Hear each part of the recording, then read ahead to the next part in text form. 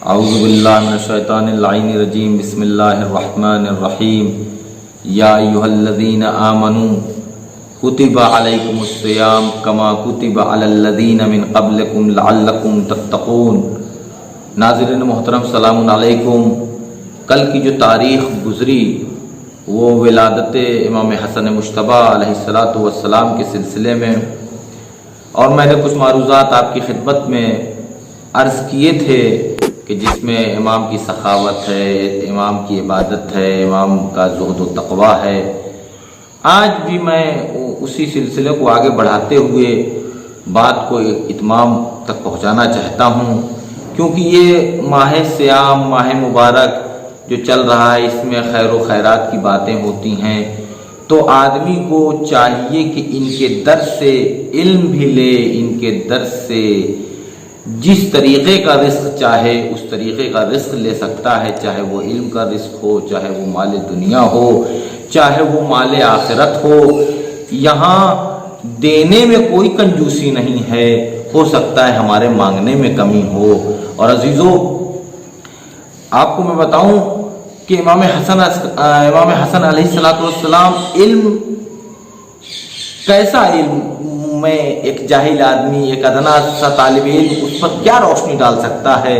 لیکن میں آپ کو بتاؤں، واقعہ مشہور ضرور ہے، لیکن بچوں کے لیے میں بتانا چاہتا ہوں یا اپنے نوجوانوں کو بتانا چاہتا ہوں کہ ہم لوگوں کو درس لینا چاہیے امام حسن علیہ السلام کی میموری دیکھیے۔ جیسے لوگ کہتے ہیں نا بچہ کتنا ذہین ہے، امام حسن علیہ السلام کتنے ذہین اور کس طریقے سے کسی چیز کو سن لیتے تھے تو ایک دفعہ حفظ ہو جاتی تھی، ساری چیزیں نقش کل حجر ہو جاتی تھی، بھولتی نہیں تھی۔ جب وہ کوئی چیز اپنے نانا سے مسجد میں سنتے تھے، بے آئینے مینوعن آ کر اپنی والدہ ماجدہ فاطمہ زہرا صلوات اللہ علیہا کو سنا دیا کرتے تھے۔ جیسے جیسے رسول خدا نے بیان کیا ہوا ہوتا تھا مسجد میں، وہ ساری چیزیں سنا دیتے تھے کہ آج یہ وحی کی باتیں ہوئیں، آج اس طریقے سے نانا نے خطبے میں باتیں کی۔ تو فاطمہ زہرا صلوات اللہ علیہا کو آ کر مولا کائنات جب کچھ بتانا چاہتے تھے کہ آپ کے بابا نے یہ بتایا ہے، تو فاطمہ زہرا صلوات اللہ علیہا کہتی تھی ہاں مجھے معلوم ہے، اور آگے آگے چیزیں بتانے لگتی تھیں۔ تو کہتے تھے امام علی کہ آپ کو کیسے پتا، وہاں پہ تو میں تھا۔ فرمایا کہ نہیں، آپ کا بڑا بیٹا امام حسن یہ جب گھر میں آتے ہیں تو ساری چیزیں ہم کو بتا دیتے ہیں، اس لیے ہم کو پتہ ہو جاتی ہیں وہی کی ساری چیزیں۔ مولا کائنات کو اشتیاق ہوا اپنے بیٹے کے دہن مبارک سے وہ ساری چیزیں جو وحی کی ہوں وہ سنیں۔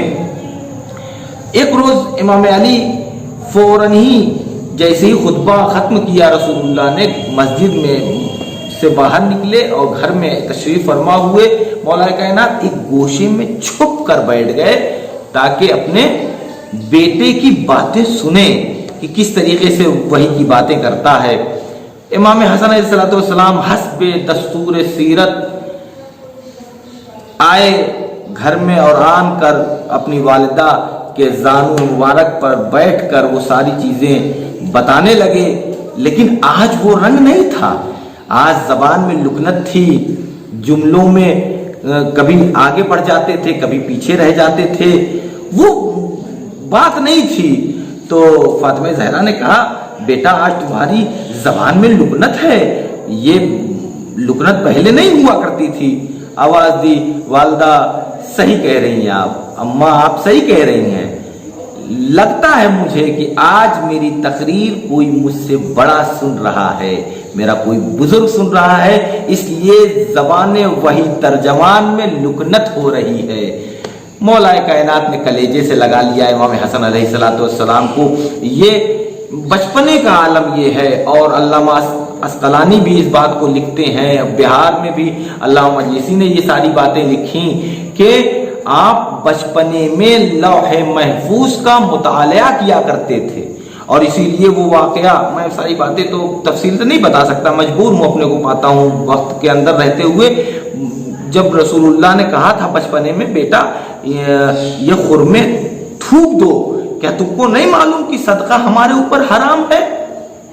तो अल्लामा अस्क़लानी ने इसको बकायदा लिखा, कहा कि इसलिए रसूलुल्लाह ने कहा कि लोगों को पता चले, इसलिए नहीं कहा कि हसन को पता नहीं था। इमाम हसन को पता था, क्योंकि इमाम हसन का बचपना आम बच्चों की तरह बचपना नहीं हुआ करता। ये बचपने में ही लौहे महफूज का मुतालिया किया करते थे और आपका दस्तरखान बहुत वसी होता था। ये ना बताता मैं, लेकिन चूंकि रमज़ान है इसलिए बता देता हूँ कि गरीब गुरबा को अफ्तार कराना कितना सवाब है।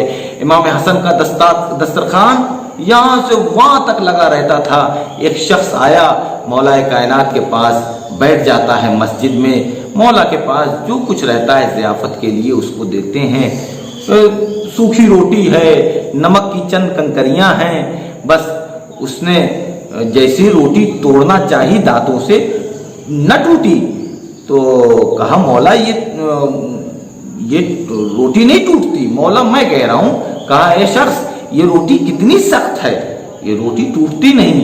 तब मौला कायनात ने कहा ये रोटी तुझसे खाई भी नहीं जाएगी, ऐसा कर तू चला जा फला जगह हसन का दस्तरखान चल रहा है, वहाँ लंगर है, वहाँ तू खा ले जाके, वहाँ सारी चीज़ें दुनिया की सारी चीज़ें मिलेंगी दस्तरखान पे इंशाअल्लाह। ये शख्स वहाँ से उठा और दस्तरखान इमाम हसन अलैहिस्सलाम तक पहुँचा और खाता जाता है और रोटी का टुकड़ा या कुछ खाने की चीज़ें झोली में अलग से रखता भी जाता है। इमाम हसन खाना खिला रहे थे। ये भी आप देखिए सीरत इमाम हसन है कि आप खाना अगर किसी को खिला रहे हैं तो ऐसा उसको न महसूस हो कि मसलन मैं बहुत गरीब हूँ। इमाम हसन खाना खिला रहे हैं, पूछ रहे हैं भाई तुमको कमी तो नहीं रह गई? तो नज़र पड़ गई इमाम हसन की उस शख्स के ऊपर।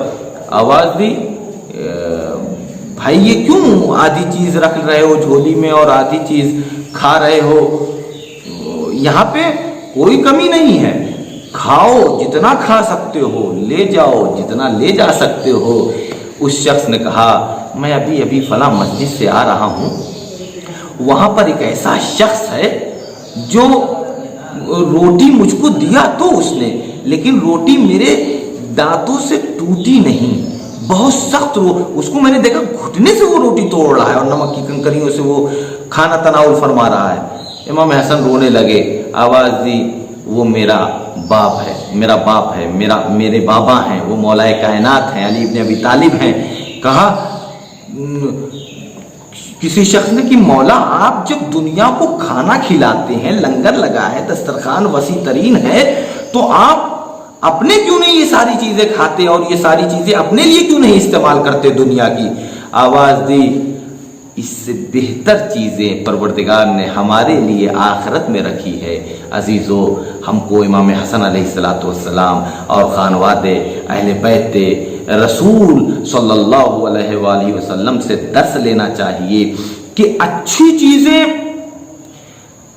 दूसरों को खिलानी चाहिए। अपनी जो भी चीज़ें खा ले, लेकिन अच्छी चीज़ें ये भी हदीस में है कि अच्छी चीज जो तुम अपने लिए पसंद करते हो वो दूसरों के लिए तुम पसंद करो, खुदा तुमको दोस्त रखेगा। वाखिरु दावाना।